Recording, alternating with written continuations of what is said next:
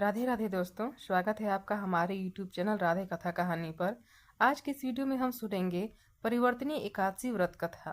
युधिष्ठिर कहने लगे कि हे भगवान, भाद्रपद शुक्ल एकादशी का क्या नाम है, इसकी विधि तथा इसका महात्म्य कृपा करके कहिए। तब भगवान कृष्ण कहने लगे कि इस पुण्य, स्वर्ग और मोक्ष को देने वाली तथा सब पापों का नाश करने वाली उत्तम वामन एकादशी का महात्म्य मैं तुमसे कहता हूँ, तुम ध्यान पूर्वक सुनो। यह परिवर्तनीय एकादशी पद्मा एकादशी, जयंती एकादशी भी कहलाती है। इसका यज्ञ करने से वाजपेय यज्ञ का फल मिलता है। पापियों के पाप नाश करने के लिए इससे बढ़कर कोई उपाय नहीं है। जो मनुष्य इस एकादशी के दिन मेरी वामन स्वरूप की पूजा करता है, उससे तीनों लोग पूज्य होते हैं। अतः मोक्ष की इच्छा करने वाले मनुष्य इस व्रत को अवश्य करें। जो कमल नयन भगवान का कमल से पूजन करते हैं, वे अवश्य भगवान के समीप जाते हैं। जिसने भाद्रपद शुक्ल एकादशी को व्रत और पूजन किया, उसने ब्रह्मा, विष्णु सहित तीनों लोकों की पूजा की। तथा किस तरह राजा बलि को बांधा और वामन रूप रखकर क्या क्या लीलाएं की, चातुर्मास के व्रत की क्या विधि है, तथा आपके शयन करने पर मनुष्य का क्या कर्तव्य है, सो आप मुझसे विस्तार से बताइए। श्री कृष्ण कहने लगे कि हे राजन, अब आप सब पापों को नष्ट करने वाली कथा का श्रवण करें। त्रेता युग में बलि नामक एक दैत्य था। वह मेरा परम भक्त था।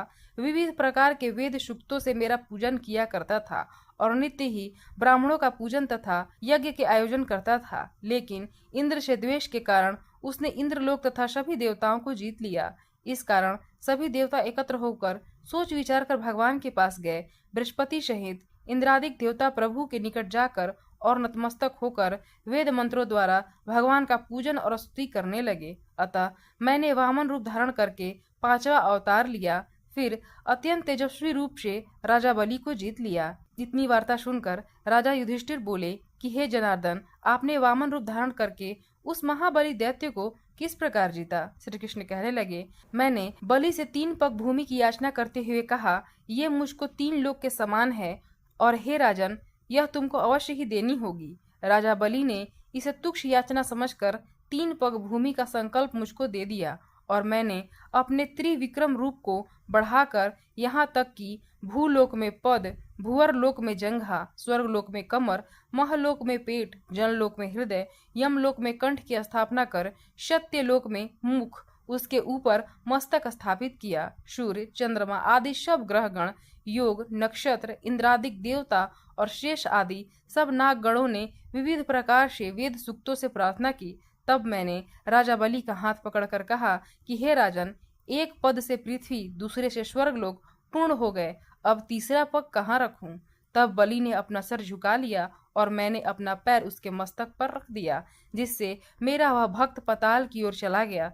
फिर उसकी विनती और नम्रता को देखकर मैंने कहा कि हे बलि, मैं सदैव तुम्हारे निकट ही रहूंगा। विरोचन पुत्र बलि से कहने पर भाद्रपद शुक्ल एकादशी के दिन बलि के आश्रम पर मेरी मूर्ति स्थापित हुई। इसी प्रकार दूसरी क्षीर सागर में शेष नाग के पष्ठ पर हुई। हे राजन, इस एकादशी को भगवान शयन करते हुए करवट लेते हैं, इसलिए तीनों लोकों के स्वामी भगवान विष्णु का उस दिन पूजन करना चाहिए। इस दिन तांबा, चांदी, चावल और दही का दान करना उचित है। रात्रि को जागरण अवश्य करना चाहिए।